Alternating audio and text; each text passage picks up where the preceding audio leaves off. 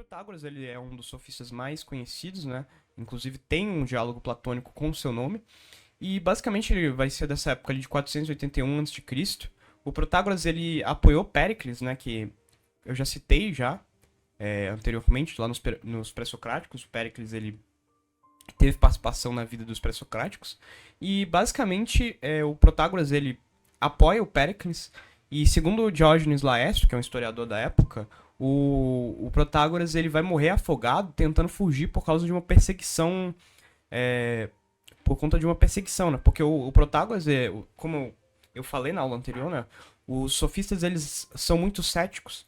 E o Protágoras ele escreveu uma obra que, segundo a população local, blasfemava contra os deuses, né? Então o Protágoras, nessa obra, provavelmente falava sobre a questão toda mitológica da religião grega da época, e isso vai meio que gerar um status negativo para ele, e aí numa perseguição contra ele, né, o Protágoras vai acabar tentar fugir, e ele vai morrer afogado num lago ali, num rio próximo.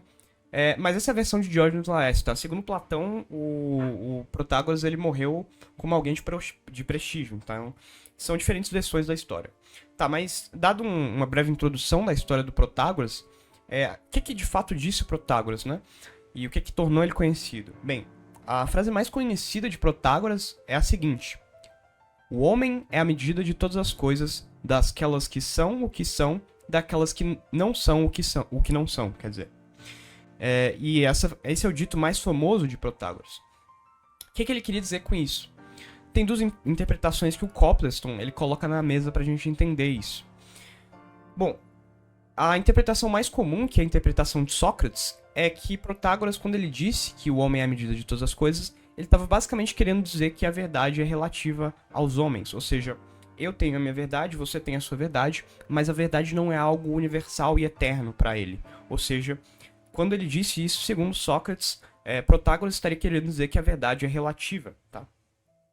E tem uma segunda interpretação possível, que seria uma interpretação um pouco mais contemporânea, que é a interpretação que basicamente diz que para Protágoras, quando ele disse isso, ele queria dizer que a verdade é relativa à espécie humana, ou então à civilização, né? Ou seja, à cultura grega, tá? Mas então, essa é uma interpretação que não é muito adotada, porque o Sócrates, que viveu junto com o Protágoras, que discutiu, que falou com o Protágoras, o Sócrates que teve nessa época, ele atestou que a primeira interpretação era mais válida, tá? Então, a gente acaba ficando com a primeira interpretação por conta da posição do Sócrates, que era uma fonte, digamos assim, confiável para se interpretar isso, tá? Então, basicamente a interpretação que a gente adota é que quando ele disse que o homem é a medida de todas as coisas, Protágoras estava querendo dizer que a verdade é relativa.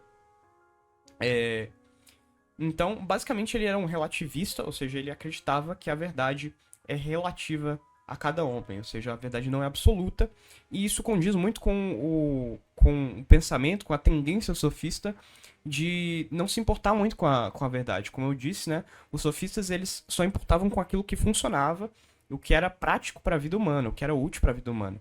Mas eles não estavam nem aí se aquilo era uma verdade absoluta ou não, ou seja, essa questão toda é embasada até nesse pensamento do Protágoras de o homem ser a medida de todas as coisas. Ou seja, eu tenho a minha verdade, você tem a sua verdade, e no final das contas, ninguém tá mais certo do que o outro, tá?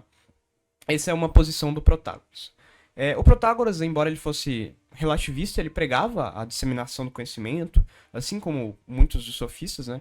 Então ele pregava a educação e a submissão da moral temporal para conviver melhor, ou seja, ele acreditava que, mesmo que a verdade fosse relativa e que o bem, de certo modo, também fosse relativo, ou seja, não existissem valores morais, nem condutas morais que são absolutas, ele acreditava que, mesmo assim, a gente deveria se subordinar à moral temporal para evitar confusão e viver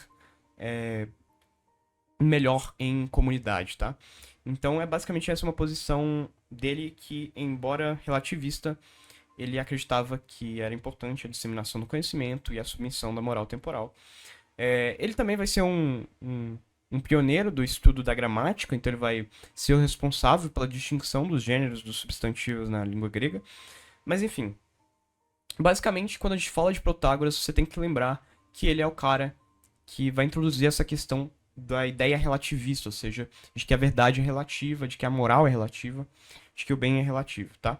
Então essa é basicamente a posição de Protágoras. Tem todo um diálogo platônico na qual é desenvolvido toda essa questão do Protágoras.